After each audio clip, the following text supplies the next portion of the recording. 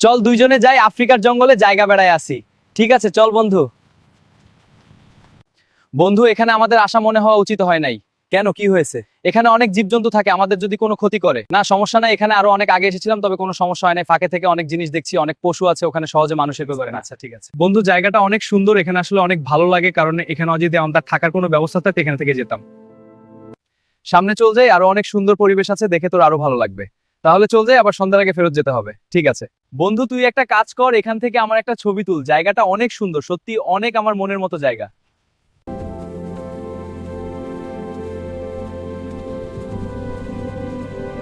এখন দুজন একসাথে ছবি তুলি, তাহলে দুজনের একটা স্মৃতি থাকবে, কারণ এই সমস্ত জায়গা আর আসা হবে না, মনে হয় জায়গাটা অনেক ভয় আছে।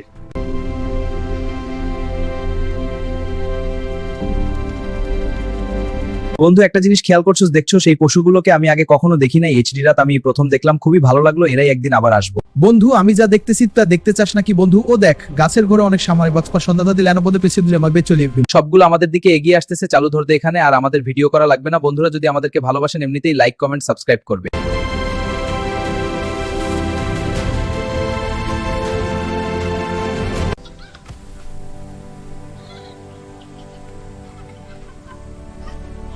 কি দরকার ছিল আবার এখানে আসতে? এখানেই সাভার যদি কোনো বিপদের মুখে পড়ি, কারণ এখানে যার যার জায়গায় সেই আছে, আমাদের দেখলে এখন খেয়ে ফেলতে পারে, সন্ধ্যা লেগে গেছে। সবগুলো এখন খেলা করতেছে, সবাই এখন আনন্দে আত্মহারা, এখানে অনেক ভালো লাগে। তবে ভয় করে বন্ধুরা যদি আমাদের পাশে থাকে, তাহলে আমরা ভয় পাই না। এখন আমরা চলে যাবো আরেক জায়গায়। বন্ধু আমার ক্যামেরায় একটা জিনিস ধরা পড়ছে, এই রাতের বেলা ওইখানে ওই লোকটা কি করে হাতে একটা লাঠি, এখন আমার কোনো ভয় লাগতেছে। মানুষ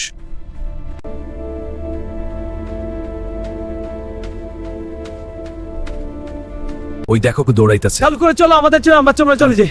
বাসা বলে সব চিন্তা পেয়ে এখন চলে যাই। বন্ধুরা আমাদের পাশে থাকবেন।